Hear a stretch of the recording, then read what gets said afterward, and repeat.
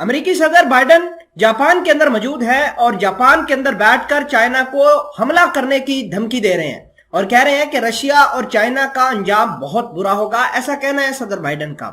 शायद वो ये भूल गए हैं कि चाइना और रशिया मिलकर अमेरिका और इसके अलायंस का तहस नहस करने की तैयारी भी कर चुके हैं। खैर, सदर बाइडन ने ये जो धमकी दी है कि ताइवान पर हमला किया तो पूरा अमेरिका, नेटो और जो एशियन ममालिक है ये चाइना के ऊपर अटैक कर देगा। उसके बाद चाइना ने खतरनाक प्लान चलने शुरू कर दिए हैं। चाइना ने और ज्यादा अग्रेसिव तरीके से ताइवान के करीब अपनी फौजी एक्सरसाइजेस करना शुरू कर दी हैं। अपना एयरक्राफ्ट कैरियर ताइवान की तरफ मूव करना शुरू कर दिया है। कल मैंने आपको खबर दी थी कि जापान के एयर स्पेस के अंदर चाइना और रशिया ने अपने अपने बॉम्बर भी उड़ाए जिनकी तादाद 6 थी और इस हवाले से मैंने खबर डिटेल के साथ अपने चैनल पर अपलोड की है, वो भी देख सकते हैं। खैर, इन डेवलपमेंट्स को मैं प्रूफ के साथ, सबूतों के साथ आपके साथ आसान अल्फाज में शेयर करूंगा। छोटी सी गुजारिश है कि इस वीडियो को आखिर तक देखिए और हमारे चैनल असरार टीवी को सब्सक्राइब करें। सबसे पहले खबर यह है कि चाइना ने अमेरिका के कहने के बावजूद, वार्निंग के बावजूद ताइवान के आसपास ड्रिल करना शुरू कर दी है।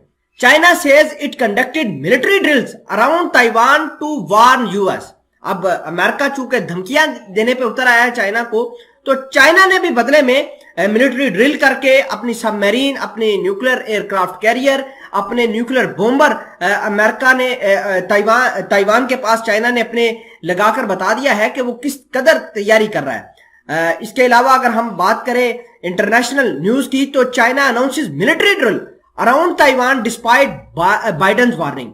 इन्होंने पिछले दिनों अपनी मिलिट्री ड्रिल खत्म की थी, लेकिन आज दोबारा कह दिया है कि पीएलए ऑन हाई अलर्ट, यानी जो चाइना की खुसूसन नेवी है वो अलर्ट पर मौजूद है। और बाइडेन ने जो वार्निंग दी है उसके बाद चाइना ने दोबारा अपनी मिलिट्री को कहा है कि वहां पर मिलिट्री एक्सरसाइजेस कंडक्ट करें। जैसा कि मैंने आपको बताया कि क्वाड की मीटिंग जापान के अंदर, टोक्यो के अंदर हो रही है, तो इस दौरान चाइना और रशिया ने अपने अपने जहाज भी उड़ाए हैं। इस खबर का प्रूफ देखिए कि China Russia jets conducted patrols as Quad leaders met in Tokyo.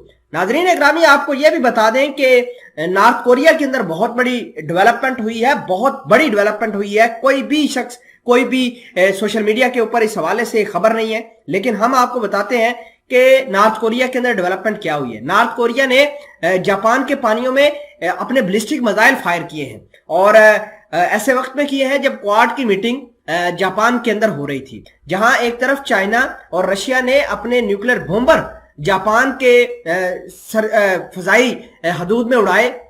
उसी दौरान नॉर्थ कोरिया ने भी मिसाइल बरसा दिए। इस खबर का प्रूफ देखिए कि Japan scrambles jet to meet Chinese and Russian warplane as North Korea missiles launches mark end of Quad meeting in Japan.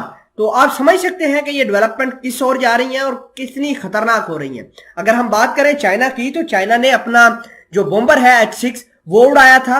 China के जो बॉम्बर थे उनकी तादाद 3 थी कल, जो इन्होंने जापान की फजाई हदूद में उड़ाया। और रशिया ने अपने Tu-95 बॉम्बर जो है वो जापान की फजाई हदूद में दाखिल किए। 3 चाइना के H-6 बॉम्बर थे और वो फुली लोडेड थे।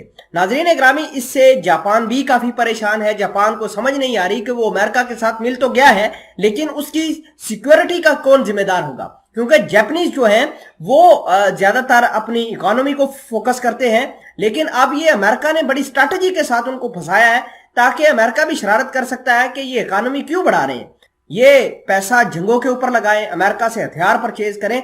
तो चाइना जिस तरीके से अग्रेसिवली मूव कर रहा है, जापान को चाहिए कि चाइना के साथ बनाकर बैठे।